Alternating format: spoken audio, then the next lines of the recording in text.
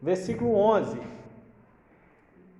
Diz assim: ai deles, porque entraram pelo caminho de Caim e foram levados pelo engano do prêmio de Balaão e pereceram na contradição de Coré ou de Corá. Então, meus irmãos, nós vamos falar nesse estudo. Nesse estudo, nós vamos tomar como exemplo os caminhos errados que não podemos seguir, baseado nesses erros que Caim, Balaão e Coré ou Corá praticaram. Então, meus irmãos, nós vamos falar aqui. Quem é o autor dessa carta? Judas. Que Judas é esse?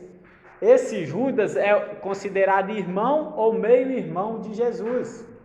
Ele é filho de Maria, irmão de Tiago também. E qual é a finalidade dessa carta? Por que Judas escreveu essa carta?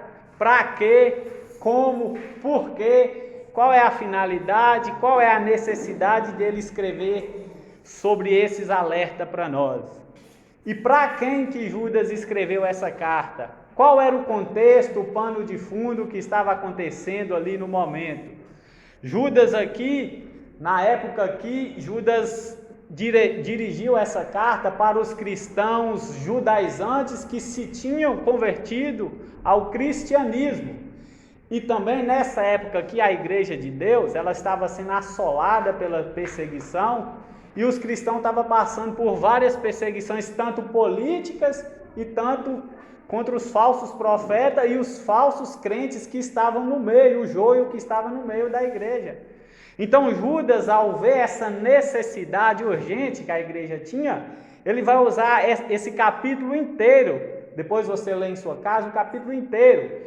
Ele vai estar combatendo as heresias, combatendo os falsos profetas, mostrando à igreja como se deve posicionar diante disso, contra a apostasia, contra todas as coisas que estavam em volta à igreja e estavam atrapalhando ou querendo tirar membros da igreja com o falso evangelho. Então Judas, a finalidade dessa carta é refutar as heresias. Ou seja, Judas era um pastor, ou um cooperador, ou um presbítero, que ele tinha zelo pelo rebanho, ele tinha zelo pela doutrina séria, pela doutrina bíblica. Então ele vai mandar isso, direcionar para os cristãos que se tinham convertido do judaísmo, da lei, para o cristianismo, que entenderam que Cristo, a graça, que entenderam que o evangelho se resume em Jesus. Então Judas vai direcionar para eles. Então aqui, quando falamos de Caim, agora no texto que nós leu, ai deles. Judas, quando fala ai deles, está falando dos falsos profetas e dos falsos crentes. Ai, ele usa um oráculo de maldição, juízo. Ou seja, o juízo para eles é certo, a condenação para eles é certa. A condenação para eles não tarda, ela vem, Deus não faz vista grossa. E quando ele fala ai deles, esse ai aqui é o mesmo ai que Jesus usa lá em Mateus capítulo 23. Ai de vós, escribas e fariseus, porque engoles o mosquito e coais o camelo. É o mesmo ai, é o mesmo pronunciamento de juízo, é o mesmo pronunciamento de maldição. Então Judas está querendo alertar a igreja para tomar cuidado, porque se seguir o caminho deles, o juízo, a condenação, a prestação de conta com Deus é certa, é correta, vai chegar. Então não segue o caminho de Caim, não segue o caminho de Balaão, não segue o caminho dos filhos da revolta, dos filhos de Corá ou de Coré. Então, para os irmãos que chegaram aí, nós estamos em Judas, versículo 11, um livro antes de Apocalipse. Então, Judas, irmão de Tiago, meu irmão de Jesus. Judas, esse Judas aqui, só foi se converter ao cristianismo depois que Jesus ressuscitou. Quando Jesus andou com o seu ministério na terra, Judas não tinha Jesus como Salvador. Ele era apenas mais um olhava para Jesus, quando Jesus fala assim, não há profeta que tem honra em sua casa, porque os seus irmãos, eles não honravam Cristo. Mas quando Judas viu que Jesus morreu, ressuscitou, se ascendeu aos céus, está à destra de Deus, Judas creu no Filho, creu no irmão. Agora ele crê que Jesus é o Filho de Deus. Então agora, a ponto de Judas defender a igreja, defender o povo de Deus. Então, ai deles, Judas começa nessa carta. Ai deles, por quê? Por que, Judas, ai deles? Porque prosseguiram pelo caminho de Caim. Judas aqui está falando, ai dos falsos profetas, dos falsos crentes, ai dessas políticas que tentam permear a igreja, porque o caminho deles, eles estão seguindo o que Caim seguiu. E por falar em Caim, meus irmãos, nós precisamos entender o quê? Lembrar de Gênesis. Deus está no céu com o Filho e com o Espírito Santo, a Trindade está lá no céu, e eles planejam, vamos criar o homem, vamos fazer o homem à nossa imagem e semelhança. Então ele faz o homem conforme a sua imagem e semelhança. Só um detalhe aqui, quando nós falamos de semelhança de Jesus, é sobre os atributos morais. É o que Jesus tem, ele compartilha com o homem, que é o amor, a piedade, a justiça, a retidão, a santidade. Não é a semelhança física. Tem muitas pessoas que falam, como o homem pode parecer com Deus, como Deus que é um santo, ser tão bom, e faz o homem que diz que parece com ele, e o homem é tão mau. Então, quando Jesus fala que o homem foi feito à imagem e semelhança, é sobre as qualidades, sobre os atributos. Então, Jesus, o Pai e o Espírito Santo estão lá no céu e decidem, vamos criar um homem. Cria Adão, cria Eva, sua mulher, e logo após o homem peca, depois debaixo da lei do Senhor, ele peca junto com a sua mulher, e Deus vai pronunciar os julgamentos para ele, olha, do suor do seu rosto, fala para Adão, você vai comer, e fala para a mulher que agora você vai ter dores de parto. Então a mulher ali, Eva, vai começar a coabitar com o seu marido, no capítulo 4, no início do capítulo 4 de Gênesis, coabita, e quem nasce primeiro? Caim. Caim nasce, e a Bíblia diz que Caim era o quê? Lavrador, ele era um trabalhador rural, ele fazia os serviços ali, dominava a terra junto com o seu pai Adão, e logo após, Eva tornou coabitar com Adão, e quem nasce? Abel, a ponto de os dois sair por campo, trabalhando, e logo eles vêm oferecer uma oferta para Deus, uma oferta. Caim chega com a sua oferta e dá uma oferta o quê? Ele dá uma oferta do fruto da terra, ou seja, ele pegou um fruto da terra ali e foi oferecer a Deus. E já Abel, ele vem com as suas primícias. Abel era um pastor de ovelha, Abel conduzia o rebanho, Abel era um pastor.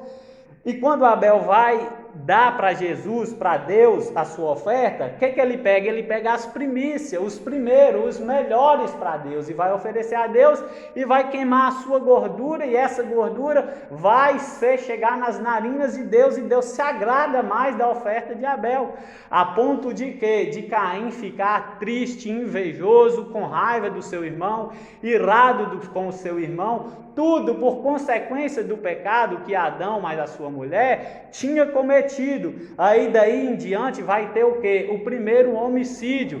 Teve a inveja de Caim. Então, quando nós falamos de Caim, nós precisamos entender que fala da inveja, fala da falsa religião. Quando nós falamos em Caim, fala da desobediência. Então Caim agora vai combinar um plano com seu irmão, vamos ao campo trabalhar, e eles vão. Mas antes dele ir para o campo trabalhar, Deus adverte Caim: Caim, o pecado está à porta, mas cabe a ti o poder, o domínio de dominar, para não se entregar ao pecado.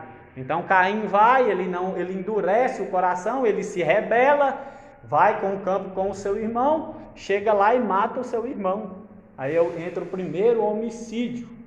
E quando ele volta, quando ele está voltando, Deus vem até ele: Caim, onde está Abel, o teu irmão? Ou seja, Deus sabia, Deus é onipresente, é onisciente, onipotente, mas ele dá ao homem, ele dá a Caim a oportunidade de confessar o seu pecado. Ou seja, Deus está falando para Caim: olha, Caim, eu vi tudo, fala o que você fez com o seu irmão, se arrependa. Mas Caim se endurece mais, vai falar o quê? Olha, por acaso eu sou guardião, eu sou o tutor, eu sou algum protetor do meu irmão, eu fico andando com o meu irmão? Ou seja, ele dá uma resposta para Deus, uma resposta crítica, uma resposta que Deus não se satisfez.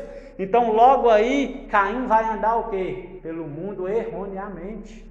Ele vai ser solitário, invejoso, e ele sabe que para o seu pai, Adão, quando ele pecou, Deus mesmo matou um cordeiro, um cabrito, e vestiu a sua nudez. Ele matou um cordeiro, sangrou um cordeiro, apontando para Cristo. E quando ele mata esse cordeiro, o que? Mostra para Caim que o caminho certo tinha que ter sangue. Mostra para Caim que o que? O caminho certo tinha que haver sangue, o fio escarlate. Então, meus irmãos, quando nós falamos de Caim, é isso. Então Deus mostra para Caim qual é o caminho certo. Deus mostra para Caim que havia arrependimento, que havia jeito, que havia uma justificação. Mas Caim, ele inventou o seu próprio caminho. Ele não quis o sacrifício com sangue, ele preferiu o sacrifício sem sangue, que não foi aceito. Meus irmãos, agora eu quero abrir um parêntese. Nós vivemos dias que as pessoas estão querendo fazer o seu próprio caminho. Eles não querem confessar os seus pecados, eles querem ser juiz de si mesmos, têm os narizes empinados, eles não querem, são pessoas invejosas. E quando nós falamos de inveja, tem gente que pensa que a inveja é só algo físico, é só algo que eu olho e falo mal do outro. Não. O que é a inveja? A inveja é sensação ou vontade indomável.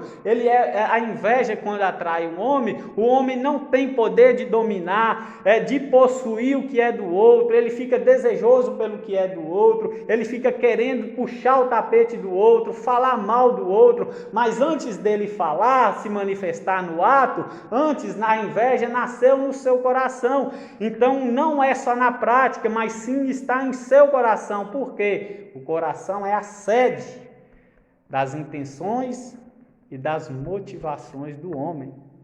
Então, meus irmãos, a inveja é o quê? É eu querer o carro do outro, a casa, a mulher do outro, eu desejar ardentemente a ponto de ficar com raiva, injuriado do outro.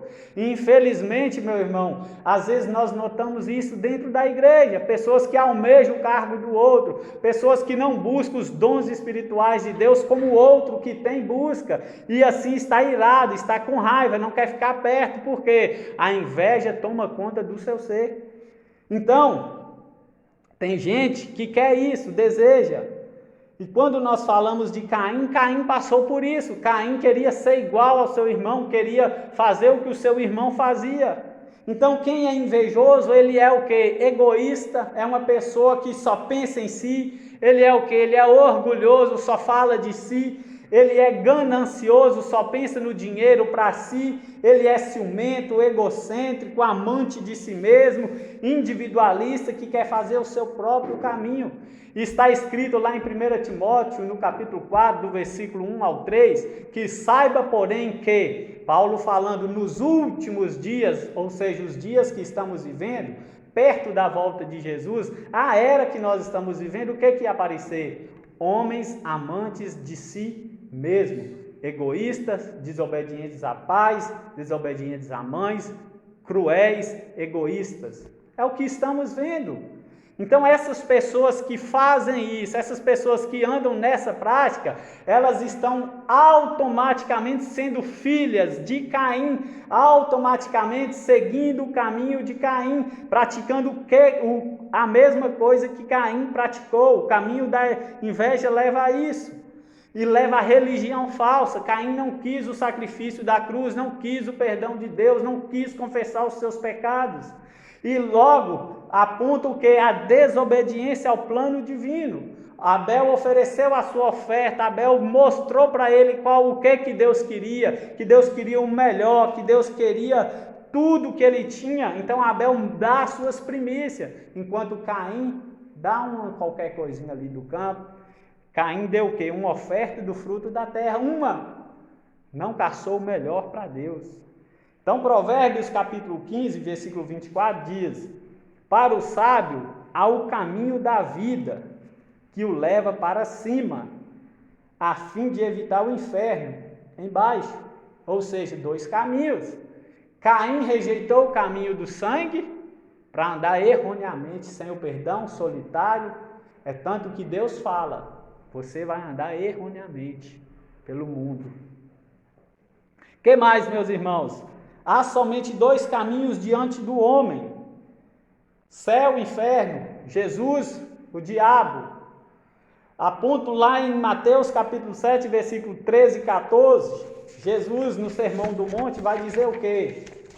Entrai pela porta estreita, porque larga e espaçosa é o caminho que conduz à perdição, e são muitos que entram por ela, e estreita e apertado o caminho que conduz à vida, e são poucos que entram por ela.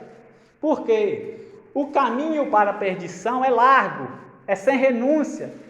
Às vezes aí as pessoas pagam para entrar por esse caminho, enquanto o caminho estreito, que aponta a santidade, a renúncia, espinhos, dificuldade, perseguição, essas coisas para os cristãos, são poucos que querem isso. Eu no século 21 ficar aí apertado com essas coisas, uma mentirinha aqui resolve o meu problema, essa pressão, eu vou ficar passando essa pressão só porque eu sou crente, é só eu dizer um não, é só eu aceitar, isso vai resolver o meu problema. Por isso que são poucos. Então, meus irmãos, o caminho sem sangue da religião falsa pende, leva para a morte. Diz também em Provérbios 15, 9, o caminho do perverso é abominação ao Senhor, mas este ama o que segue a justiça. Caim não seguiu a justiça, Caim seguiu a injustiça. Portanto, o caminho de Caim é a religião falsa. Então, quando falamos sobre Caim, entenda que Caim andou erroneamente, seguiu o seu próprio caminho, não quis ajuda, não quis confessar, foi individualista, egoísta, pensou só em si, fez o seu próprio caminho e na falsidade e na falsa religião e na inveja. Então, meus irmãos, tome muito cuidado, essa é uma conduta que nós não devemos seguir. Por isso Judas adverte: ai deles que entraram, prosseguiram, andaram, continuaram no caminho de Caim. No contexto imediato, Judas está falando de quem? Falsos profetas e crentes que só entraram na igreja para destruir, para tentar corromper o cristianismo que começou a avançar. Então eles queriam, olha, nós tentaram calar esse povo, mas não conseguiu. Tem uma maneira, vamos entrar no meio desse povo e tentar corromper eles. Então Judas adverte: ai deles, juiz, Deus há de julgar, Deus há de chamar um por um, segundo as suas obras. Então, meus amados, porque prosseguiram pelo caminho de Caim e movidos de ganância. Agora nós vamos falar de Balaão.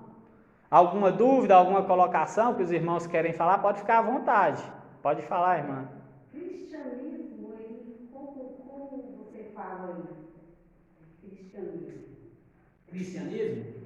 Cristianismo é das pessoas que seguem Cristo, entendeu? Cristianismo para nós é a nossa religião, né? Porque nós seguimos Cristo, mas nem todos que seguem Cristo, ou seja, tem o cristianismo que é caminho estreito, nós se refere àqueles, tem muitos que se diz cristianismo, mas para a salvação eles pedem ajuda a Maria, eles dizem que são cristãos, entendeu? Lá em Antioquia, quando os discípulos estavam caminhando lá na cidade, pela primeira vez os discípulos foram chamados de cristão, porque parecia com Cristo. Então eles tiveram esse título, esse nome, porque parecia fazer o que Cristo fez. Então cristão é fazer as obras que Cristo fez. Porém, tem muitos que se diz cristão, mas light.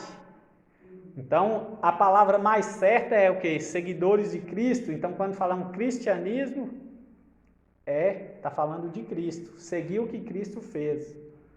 Entendeu? Alguém quer falar mais alguma coisa? Pode continuar. Pode continuar. E movidos de ganância, se precipitaram no erro de Balaão. Outro caminho que não devemos seguir é a ganância. Balaão, os irmãos que já leram, Balaão ele fingia ser um profeta justo, verdadeiro, um adivinho, um profeta de Deus. Mas para quê? Ele usava a palavra de Deus, ele usava as coisas de Deus para o quê? Para adquirir dinheiro, lucros. Nós vivemos dias assim. As pessoas estão usando a Bíblia, as pessoas estão usando a palavra de Deus, usando o Evangelho, usando o nome de Jesus, para quê? Adquirir dinheiro. Parece que o dinheiro se tornou o Deus deles. Então, logo que parece que a Bíblia ela é uma coisa atraente, eles querem o quê? Vamos usar a Bíblia para atrair o povo, para o povo ver que tem coisa de Deus. E o povo vai em nome de Deus, achando que é Deus, chega lá, pede dinheiro, chega lá, vende, chega lá, vende cura, vende milagre, vende coisas que Jesus nunca falou na Bíblia. Então Balaão, quando nós vemos lá em Números, olha o que diz em 2 Pedro 2,15. Abandonando o reto caminho, se extraviaram, desviaram, seguindo pelo caminho de Balaão, filho de Beor, que amou o prêmio da injustiça. Então, Balaão ali, em instância, quando a gente começa lendo, a gente pensa que Balaão está fazendo algo bom, algo honesto, justo diante de Deus. Mas quando nós terminamos de ler tudo sobre Balaão, nós vemos que a intenção de Balaão era outra, era o lucro, era o dinheiro, era extorquir, era um falso, ele mexia com necromancia, feitiçaria, adivinhação, vidente. Então ele amou o prêmio da injustiça. Então Balaão amava o dinheiro, Balaão se desviou de Deus, seu prêmio foi a morte. Lá em Números vai falar, lá em Josué capítulo 13, 22 fala: também os filhos de Israel mataram a espada Balaão, filho de Beor, o adivinho, com outros mais que mataram. Logo Balaão recebeu seu prêmio, a morte física e eterna e espiritual. Balaão, por não ser súdito, por não ser um verdadeiro profeta, ele veio o seu prêmio. Ou seja, o que adiantou para ele ser falso? O que adiantou para ele ser adivinho? O próprio povo de Israel foi para a guerra e mataram quem? Balaão. Então, meus irmãos, o alvo da piedade de Balaão era a riqueza. Pensava no dinheiro. Ele extorquia, não ajudava. Ele fingia ser piedoso por causa do dinheiro. E o amor ao dinheiro cega. O amor ao dinheiro mata. O amor ao dinheiro tira a pessoa do si. 1 Timóteo capítulo 6, versículo 10. O amor ao dinheiro é a raiz de todos os males, e são muitos que caem nessa. O amor, aquela ganância, aquele apego, desejo, anelo, aspiração pelo dinheiro cega. Só vê dinheiro, só pensa em dinheiro, só trabalha por dinheiro, esquece das outras coisas, esquece de Deus, um tempo de Deus, deixa de buscar Deus em primeiro lugar e o quê? Só vem o quê? Por causa do dinheiro, da moeda, do real. Então ele fingia ser, ele deixou também na Bíblia seguidores. E nós vemos também que tem seguidores nos nossos dias que estamos vendo. Ele deixou Geazi, não vai dar tempo aqui, eu não vou entrar em Geazi não. Está em 2 Reis 5, versículo 20 ao 27, vai falar de Geazi. Ele tentou enganar para receber um dinheiro. Ele foi seguidor de Balaão. Depois os irmãos lerem. E que mais? Ele deixou outro seguidor. Atos capítulo 8, versículo 18 ao 21. Vai falar de Simão o Mago. Eu creio que os irmãos já leram. O Simão Mago, ao ver pregar o evangelho, ele abraça a fé. Ele quis. Só que ao andar com o Evangelho e ver a dificuldade do Evangelho, que o Evangelho não é bem-estar aqui nessa terra, ao ver que o Evangelho não traz a paz aqui nessa terra, a paz no sentido de ausência de lutas, o que ele faz? Ele vê o apóstolo Pedro junto com os outros discípulos fazendo milagres, prodígios. Aí ele vê aquilo, ele fica admirado, ele fica desejoso daquilo. Ele chega diante de Pedro e oferece Pedro dinheiro. Olha, eu te dou dinheiro se você me der esse poder para me fazer também. Pedro, cheio do Espírito Santo, repreende ele: o seu dinheiro seja contigo, arrepende-te, ainda lança uma palavra de arrependimento. Arrepende-te, Simão Mago, antes que o juízo de Deus venha sobre você. Está em Atos. Então de imediato ali ele abraça a fé, ele começa o caminho bem. Mas ao ver que o cristianismo é coisa séria, que o cristianismo é dor, renúncia, martírio, que pode levar à morte, então ele pega e abandona. Ele era um necromante, adivinho, vidente, e ao rejeitar o caminho de Deus, ele volta às suas práticas. Só que a Bíblia, ela não dá continuidade sobre o que esse Simão Mago fez. Pedro lançou a palavra de arrependimento e calou. Ninguém sabe se arrependeu de verdade ou só estava interessado no dinheiro, no poder, na cura, no milagre, das coisas exteriores, das manifestações. Tem muita gente assim, procurando só manifestações, procurando dinheiro, lucro dentro da igreja, procurando as coisas exterior, as coisas físicas. E quando vê que não recebem, desabraça a fé, não quer a fé. Por quê? Porque talvez foi atraída por um falso evangelho. Talvez quem pregou chamou: olha, se você estiver pobre, vai para a igreja que você fica rico. Se você estiver necessitado, a igreja tem para te dar. Jesus morreu para te dar. E esquecendo do foco que Jesus veio nos redimir do corpo do pecado para receber os novos céus e a nova terra. Então, meus irmãos, deixou o exemplo. E no século XVI, o Papa Leão X, ele disse certa vez aos cardeais. O Papa Leão X foi um papa e ele reunia com os cardeais ali, que era monge, que ia virar padre, que depois ia só aumentando os seus cargos. Ele disse assim: como é redonda esta tradição de Cristo. O Papa Leão X falou isso. Na época, para os irmãos entenderem, só ele, junto com os cardeais, tinha acesso à Escritura. Os espectadores, os membros, só eram ouvintes. Então já havia uma pressão sobre os membros, eles não tinham contato com a palavra. Então o Papa Leão X estava fazendo o quê? Extorquindo, vendendo salvação, vendendo o perdão de Deus, vendendo um pedacinho lá no céu, um quarto lá no céu. E ele fala como é redonda essa tradição de Cristo. O que é redonda? Como é lucrativa, produtiva, proveitosa, que rende muito, que dá bons lucros. Como é a tradição de Cristo? O Papa Leão X, ele usava essa tradição de Cristo para quê? Para obter lucros, para obter ali produtividade, aproveitar, render o dinheiro para os lucros. Então ele vendia perdão, ele vendia um pedacinho no céu, ou seja, eles ensinavam uma doutrina do purgatório, que as pessoas ao morrerem iam de imediato para o purgatório. Logo, se foi um ente querido que morreu e se tivesse um aqui na terra, orasse ou comprasse, vendia as suas terras e depositava o dinheiro aos pés do Papa e dos cardeais, logo essa alma ia sair de lá e ia para o céu.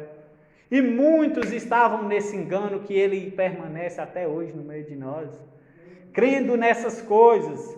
Por quê? Porque não tinha acesso à palavra de Deus.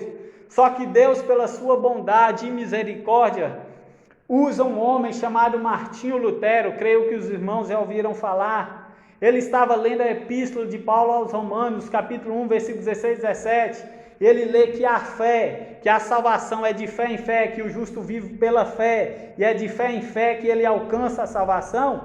Deus mostra para esse homem, abre os olhos desse homem, desse monge que ia virar padre. Deus abre, tira o tampão dos ouvidos, tira a venda dos olhos e ele entende que a salvação ela é obtida pela graça mediante a fé. Então, meus amados irmãos, foi isso que aconteceu. Como é redonda essa lucratividade, mas quando Lutero leu e Deus iluminou ele, o que ele faz? Ele vai escrever 95 teses e vai lá no muro de Wittenberg, lá da Alemanha, ele vai lá, ele prega essas teses lá no muro. No outro dia de madrugada, multidões correram lá para ver as novidades. Ao chegar lá, a salvação é pela fé. Eles descobriram, o Papa está nos roubando, extorquindo, o Papa está aproveitando de nós. E assim, Deus, pela sua graça, faz mais uma obra estupenda, grandiosa, uma obra extraordinária, inacreditável para o homem. Deus fez isso. Glória a Deus. E nós vivemos dias semelhantes, toalhas ungidas, água benta perto da televisão. Que mais? Feijão, rosa, sal grosso. Essas coisas estão aí falando que se você dá o trízimo, se você fazer isso, se você comprar um cimento, um pedacinho, você vai adquirir um pedacinho lá no céu. Toalha ungida, se você passar essa toalha pelo seu corpo, vai ser sarada. Se você comprar esse feijão, não pega o coronavírus. Se você passar nessa porta e aspergir um sal grosso, você será curado. Onde tem isso na Bíblia? A Bíblia não fala isso, mas a Bíblia fala que Deus, Ele morreu pelos nossos pecados, Ele morreu para nossa justificação e ressuscitou para nossa glorificação. Então, pode falar, irmã. Mas eu prestei atenção naquela igreja. Lá fala que a oração não é muita coisa não. Aí eu fiquei escutando, isso me tá errado. Aí eu só falo lá de macumbaria, eu que sair. Eu falei, misericórdia. Semana passada eu tive uma experiência sobre isso que você está falando. A gente sempre assiste umas lives, né? E aí a gente começa a observar o que é de Deus e o que não é. E lá assim, tem um momento que você pede oração. Aí eu pensei, eu vou pedir oração. Aí pedi oração, né?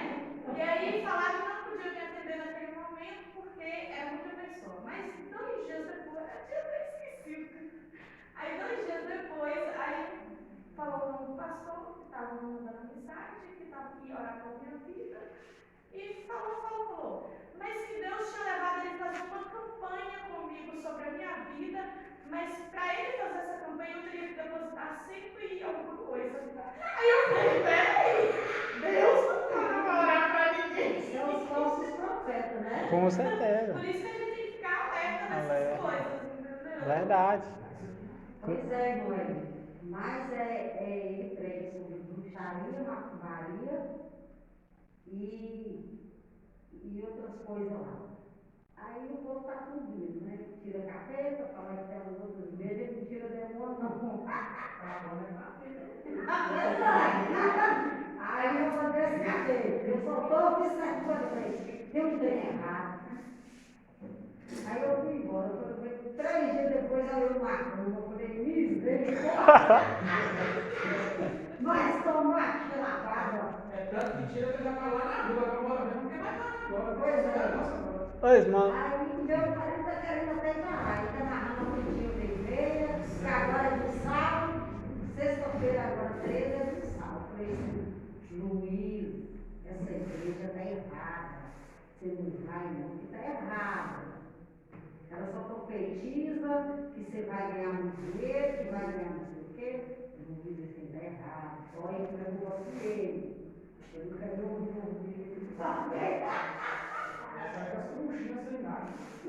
Oi, irmãs, eu esqueci. Quem não tem Bíblia, mulher? Tem uma Bíblia aqui que ninguém usa lá em casa. Eu trouxe para algum dos irmãos ou dá alguém que precisa. É uma pessoa que tinha me pedido. Tinha? Você entrega? Era uma... Então, meus irmãos, cuidado com isso. Jesus alertou, os discípulos, os apóstolos, Judas aqui está alertando, ai deles, ou seja, a sentença deles é certa, mas o que? Para os crentes, não segue. Então, eu ouvi um áudio, não sei se os irmãos ouviram, dessa igreja que a irmã está falando, o cara, ele põe eu sou o profeta fulano, eu faço isso, eu tenho 16 anos que eu estou nessa área, nunca perdi uma batalha, não vai ser a sua que eu vou perder, traga até a mim, que eu levo até Deus, Deus me dá, eu respondo para você. Ou seja, contrário à palavra, não está coerente. A palavra de Deus diz que quando Jesus morre, o véu é rasgado de alto a baixo, e agora você, eu, qualquer um de nós, pode ajoelhar e entrar na mesma hora, no mesmo instante, diante da presença de Deus. Não precisa mais sacerdote levar nada para Deus, eu mesmo falo com Deus. Então, meus irmãos, nós precisamos atentar para isso. Cuidado. É Arcanjo Miguel. Ele fala que é só Arcanjo Miguel. Ele chama a autoridade de dizer que tem um vínculo com Arcanjo Miguel. Eu falei, olha, o Espírito Santo fica onde? Eu tive que ficar um desânimo, porque eu sabia que eu dava a resposta, os outros sabem. Outra coisa, irmão, Arcanjo Miguel. O Arcanjo Miguel, dando ênfase a Arcanjo Miguel, aqui no próprio texto aqui vai falar do Arcanjo Miguel. Olha só no versículo aí 9. Olha aí para os irmãos verem. Contudo, de Judas, contudo, o Arcanjo Miguel, quando contendia com o diabo e disputava a respeito do corpo de Moisés, não se atreveu a proferir juízo infamatório contra ele. Pelo contrário, disse: o Senhor te repreenda. O que esse texto quer dizer? O diabo, junto com o Arcanjo Miguel, eles estavam brigando aqui no sentido verbal, não era físico. Eles estavam disputando o corpo de Moisés. Só que esse Arcanjo Miguel, ele não quis lançar uma palavra de maldição contra o diabo, não. Que o Senhor te repreenda. Ou seja, o Arcanjo Miguel está submetendo a autoridade de Deus. Eu sou menor que Deus, Deus é maior. Eu tenho que apontar para Deus, eu tenho que mostrar a Deus. É isso. Então as pessoas estão dando ênfase no que a Bíblia não dá. Entendeu? Nem mesmo o anjo Miguel fez isso na discussão que teve com o diabo para decidir quem ia ficar com o corpo de Moisés. Miguel não se atreveu a condenar o diabo com insulto, mas apenas disse: que o Senhor repreenda você. É isso aí. Tá vendo? Assim, se for olhar, o Espírito Santo, quando vier, ele te mostrará toda a verdade, guiará a verdade. A obra do Espírito Santo é mostrar a Deus. Então o Arcanjo Miguel aqui não lança palavra de maldição. Então, continuando, meus irmãos, a doutrina de Balaão. Balaão tinha uma doutrina, um ensino. O que Balaão fez?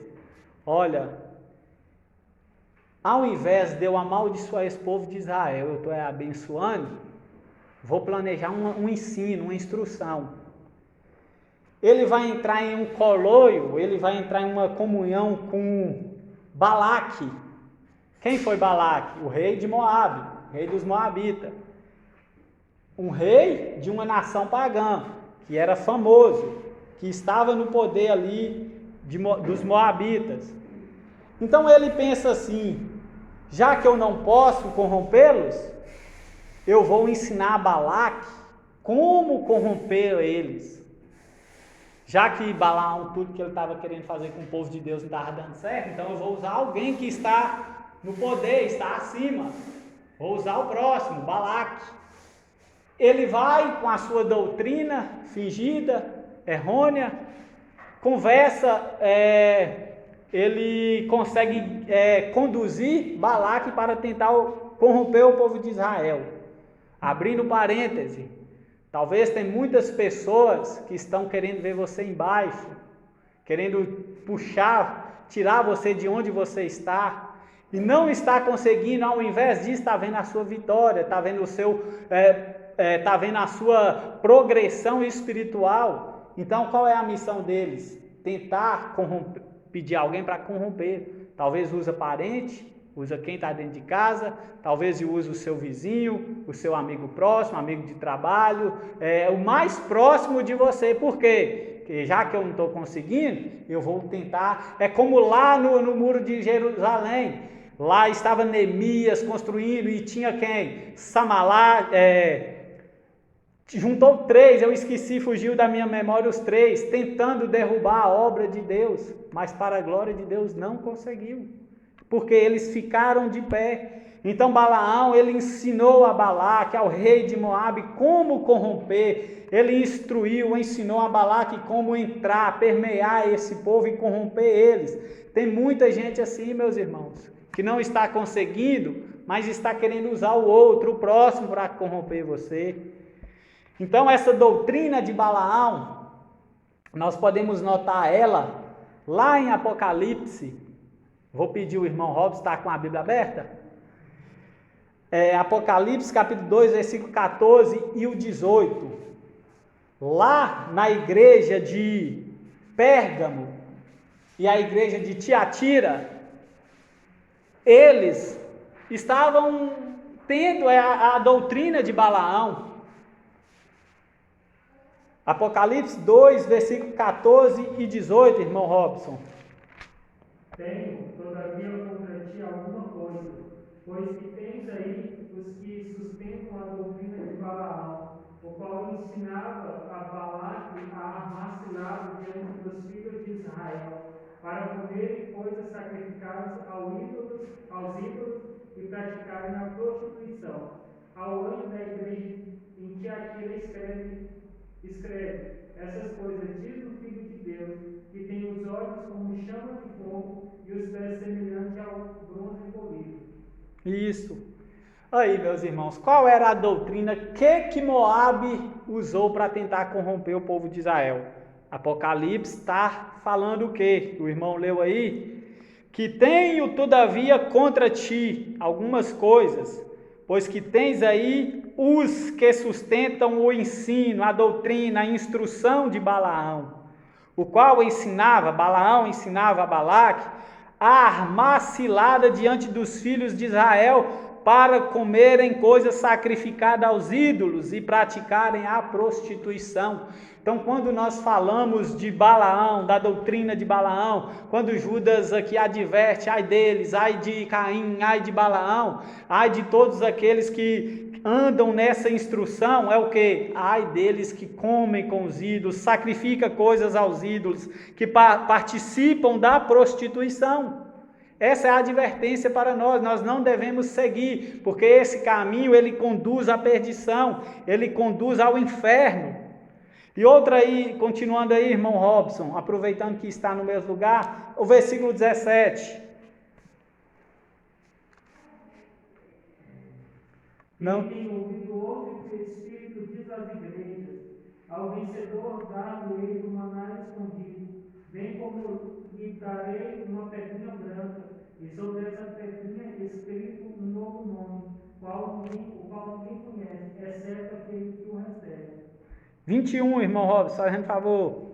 Dele tempo para que se arrependesse, dele tem para que se arrependesse. Ela, todavia, não quer arrepender-se da sua prostituição.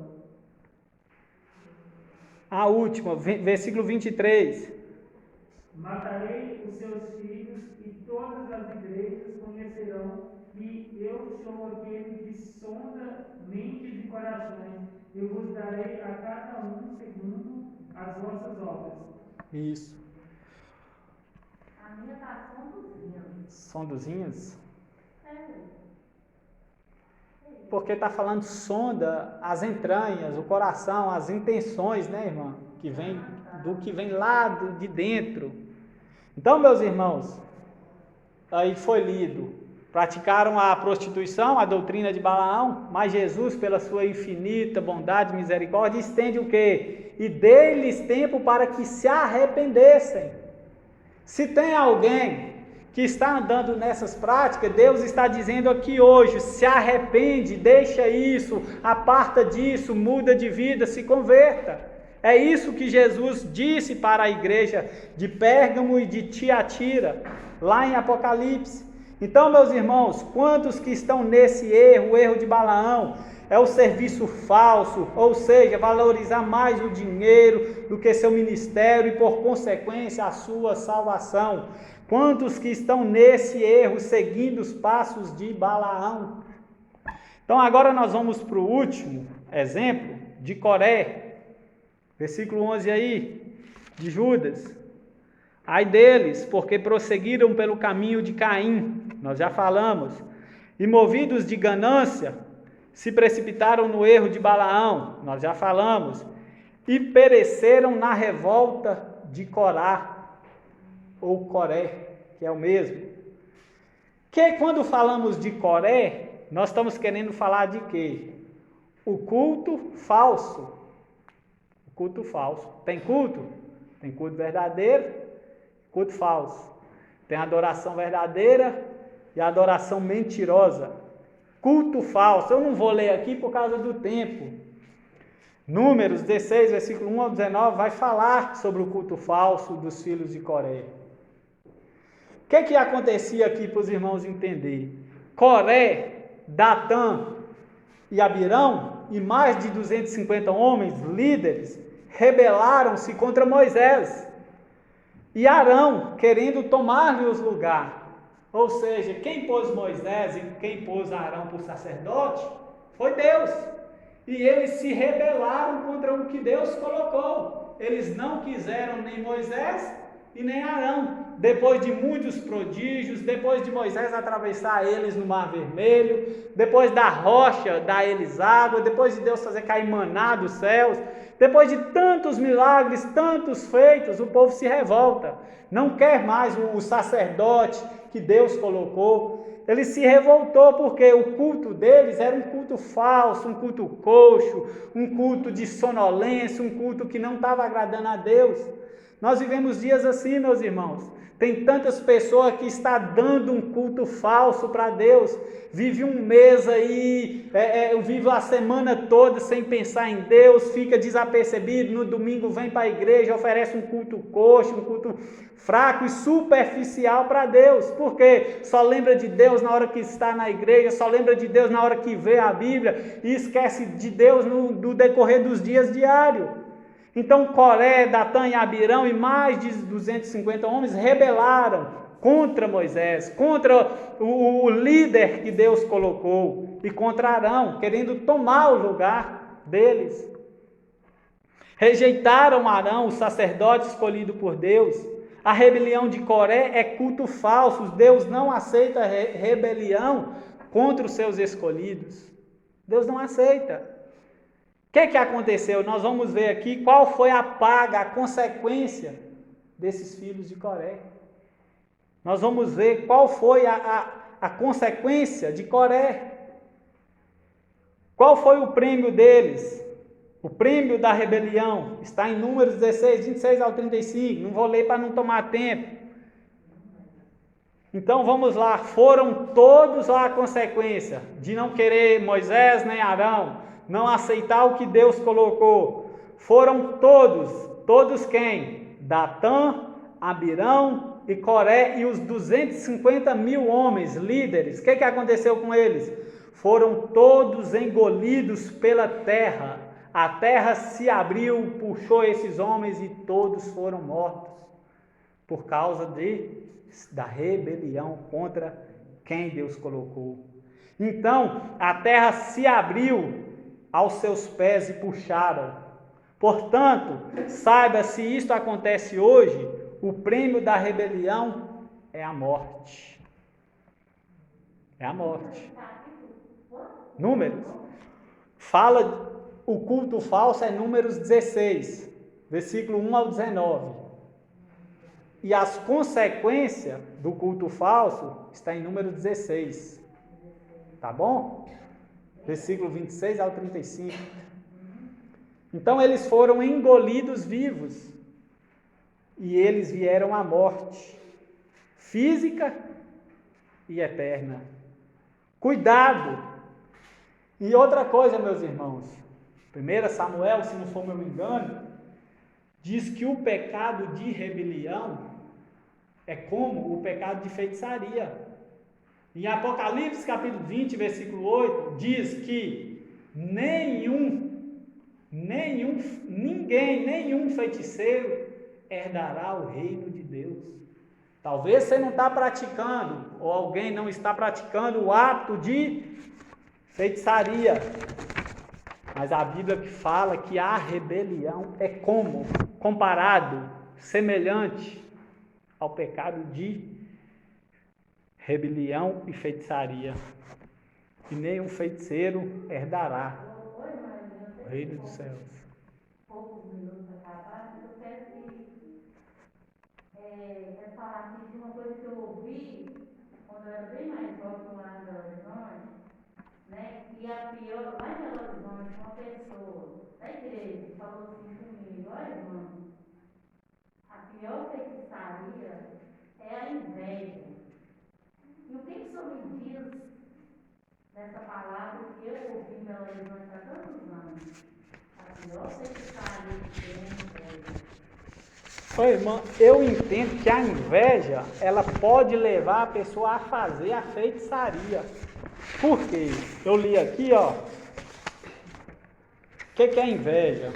É uma sensação ou vontade indomável de possuir o que é de outro, desejar o que é do outro, a namorada, a mulher, um carro, a casa, os filhos, o serviço, o cargo, qualquer coisa semelhante. E se ela tem esse ardente desejo, logo ela olha para essa pessoa o quê? Com raiva, rebela contra essa pessoa. Se da inveja for para a rebelião, é como se fosse feitiçaria. Ou então pode levar ela até a prática de procurar quem mexe com isso para fazer a pessoa cair. Então, tem um casal de pescador bem jovem, que antes da moça conhecer o rapaz, ela falou comigo, passou comigo com o bebê no colo e falou assim: Dina, eu tenho inveja da alegria dos dois. Mas agora que ela está vivendo, ela já está tendo um relacionamento, está indo bem, está pensando em ir para a casa de Deus, agora ela está feliz, ela está alegre, os dois querem ir para a casa de Deus. Entendeu? Entendi. Mas antes, eu vi ali que ela estava revoltada devido às tristezas do ex-marido. Mas agora que ela tem uma nova pessoa na vida dela, o rapaz falou com ela: eu quero ir para a igreja com você, né? E com as duas crianças. Ela falou que É isso que eu ia falar. Talvez a pessoa não tenha nada, mas tem uma paz interior. Isso. E aí causa inveja por causa da pessoa ter essa paz. Verdade. Talvez, né, irmã, diante das dificuldades que a pessoa está passando, mas a pessoa continua alegre com Deus, uma amizade com Deus, aí a pessoa inveja aquilo. E ela está alegre por quê? Porque ela está sentindo assim, né, que agora ela encontrou uma pessoa, né, uma pessoa que está considerando os filhos dela como filho dele, e ele falou: eu quero que esses dois meninos sejam educados, né, da maneira certa, não é do meu sangue, e eu quero ir para a igreja com você. Amém. Amém. Deus abençoe aqui. E Deus, teve um estudo aqui com o pastor Antônio, então a palavra de Deus fala que ele não veio julgar, ele veio salvar. E muitas pessoas, irmãos, desculpa aí o tempo, mas muitas pessoas fazem acepção, tá? Eu não estou me defendendo de ser uma mãe solteira. Faz acepção muitas das vezes da gente que é mãe solteira, faz acepção de uma mulher e de um homem que mora junto e não são casados. Mas, irmão, Deus me mostrou que ele não veio condenar, ele veio salvar, ele veio dar vitória. Mas tem as críticas. Sim. Você entendeu? Então Deus me fez saber que o crente, ele tem que buscar, se ele quer ver o irmão feliz, recebendo a sua vitória, tem que buscar nas madrugadas. Se o irmão ama o outro, ele quer ver ele bem. Se o irmão não está aqui participando das coisas do Senhor, na casa dele, é o que ama ele, o favor dele, é buscar Deus, para que Deus lhe dê vitória, para aquela pessoa que está aqui perseverando, esperando, ser muito mais que feliz, o dobro, até mais que o dobro. Amém? Isso aí, né, irmã? Amar a pessoa não quer dizer concordar, né? Com a prática, com o erro. Porque talvez tem muita gente que engana também, que pensa que só porque ele não está, às vezes, na igreja, não é casado, como o caso aí, pensa que ele também tem que reconhecer que a situação que está vivendo, né, não está de acordo com Deus. Mas nós, como crente, não pode destratar, não pode fazer essa acepção, né? Embora com sabedoria, não concordando com a prática, mas amando eles, pregando, ensinando, né? E não abandonar, rejeitar. É isso que a irmã falou, né? Eu já sofri muito preconceito por ser mãe solteira, mas eu engoli seco, mas graças a Deus eu sobrevivi. Isso. Mulheres que não queriam conversar comigo, porque ela era casada e eu mãe solteira, mãe de filhos casados e eu mãe solteira. Eu estou desabafando o que eu passei, mas graças a Deus, eu acho que eu estou lá naquela música lá da cantora, Sobrevivi. E sobreviveu porque Deus deu vida, né? Eu vi um depoimento do pastor falando que ele ama o pecador, mas não é conivente com os erros dele. Isso, é isso aí. Sobrevivi. Então vamos lá, vamos para a conclusão já. Pedir os irmãos todos aí a abrirem João 14, versículo 6, por favor. Evangelho de João. João 14. Conclusão.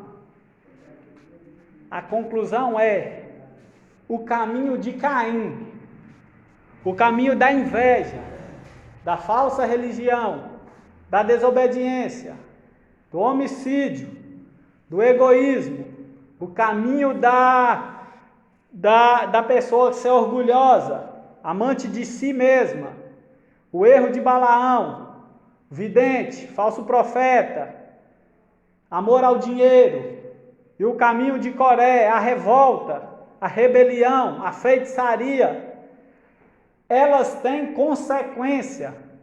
São a morte física. Os filhos de Coré, eles morreram imediatamente. A terra se abriu, puxaram seus pés e engoliram todos vivos. Morreu Datã, Abirã, junto com Coré e junto com 250 homens, líderes, foram mortos. Então, mas o nosso caminho para entrar no Santo dos Santos é Cristo Jesus. O nosso caminho, nós não precisamos de medianeiros, nós não precisamos de padre, de pastor, de papa, nós não precisamos de ninguém para ter acesso a Deus Pai, Deus Filho, Deus Espírito. Nós só precisamos dobrar os nossos joelhos e falar com Ele, abrir o nosso coração para Ele, falar, detalhar a nossa vida para Ele, que Ele está inclinado para nos ouvir. Então, meus irmãos, mas o nosso caminho para entrar no Santo dos Santos é Cristo. Explicar para os irmãos aqui rapidinho. Às vezes muitos ouvem Santo dos Santos. O que era Santo dos Santos? Havia 3 repartições do pátio: o santo, o lugar santo e o Santo dos Santos. Para entrar no Santo dos Santos, tinha que ser só quem? O sacerdote, Arão. Só ele. E para ele entrar, ele tinha que passar por um processo, lavar bem as mãos, entrar purificado, com os pensamentos puros. Assim é nós, para nós entrar diante de Deus, nós temos que ir diante de Deus e esquecer das coisas do mundo, as ansiedades, as preocupações, porque o momento que nós vamos entrar é um lugar sério, é um lugar que precisa ter muita atenção, que é perigoso, a santidade de Deus é manifestada. Então, para entrar lá era só Arão. Então o povo ali, os filhos de Arão, que era Nadab e Abiú, ficaram ali fora para ajudar na preparação do holocausto, para dar oferta pela culpa, pelo pecado. Tinha que preparar. Mas lá no Santo dos Santos só foi destinado esse serviço, esse ofício para Arão. Mas só que Deus, pela sua infinita graça, o quê? Não, agora todos, você, seja pobre, seja rico, seja pequeno, seja grande, preto, branco, agora pode vir até a mim, não precisa de mais ninguém. Todos podem ter o acesso. Então qual é o nosso acesso? Mas o nosso caminho para entrar é Cristo. João 14,6: E disse-lhes Jesus: Eu sou o caminho, a verdade e a vida. Ninguém vem ao Pai senão por mim. Detalhe: quando Jesus está falando isso aqui para os discípulos, Jesus fala: ninguém vem ao Pai senão por mim. Por quê? Jesus, a segunda pessoa da Trindade, Ele é Deus. Então ninguém vem a mim, ninguém entra em Deus, ninguém pode ir se não for por mim, porque eu que fiz o sacrifício. Agora detalhe, antes de Jesus falar isso aqui, Ele tinha anunciado em João 13, a partir do 35, que Ele ia ser morto e ia ser crucificado em uma cruz, e os discípulos começam a ficar tristes. Por quê? Nossa, nós convivemos tanto com Jesus, nós estávamos seguros diante dele, com a presença dele, era a nossa segurança. Só que se ele for para esse lugar que ele está falando, nós vamos ficar órfãos, nós vamos ficar só. O que é que vai ser de nós? Então Jesus chega em João capítulo 14, que é o capítulo da consolação, é o capítulo da confortação, do consolo, e vai falar para ele: olha, não se turbe o vosso coração, não fiquem turbados, preocupados, com medos, tímidos, porque para onde eu vou, vocês irão um dia, para onde eu estiver com o Pai, vocês um dia virá, porque o Pai me deu vocês são meus, mas ainda não é o tempo, mas quando eu for e preparar o lugar, eu vou vir outra vez, e não vou deixar vocês órfãos, levarei comigo. Aí levanta um no meio da multidão: Senhor, mas nós não sabemos o caminho. Mas disse-lhe Jesus: eu sou o caminho, a verdade e a vida, eu sou o único caminho, o Papa não é caminho, eu sou o único, exclusivo caminho. Jesus está colocando ali o artigo definido, ou seja, todas as religiões são falsas, todos os caminhos que tentam levar a Deus é falso, somente Cristo é o caminho, a verdade e a vida, só por Ele e para Ele, glória pois a Ele, meus irmãos. Então é por esse caminho, João 14, 6. Então os discípulos ficam: Senhor, por onde entrar? Por onde ir a obter o céu? Eu sou o caminho. Então, meus irmãos, a conclusão é: não siga o caminho da perdição. Caminho de Balaão, Caim e Coré. É isso que quer dizer o texto. Ai deles. A sentença, o juízo, para eles lá foram iminente, a qualquer hora. Talvez para muitos também está iminente, a qualquer hora. Mas, iminente ou não, o juízo virá. Jesus, com os olhos cheios de fogo, Ele vai vir julgar essa terra. Amém, meus irmãos? Amém. Que Deus em Cristo abençoe cada um dos irmãos. Vamos levantar para nós orar.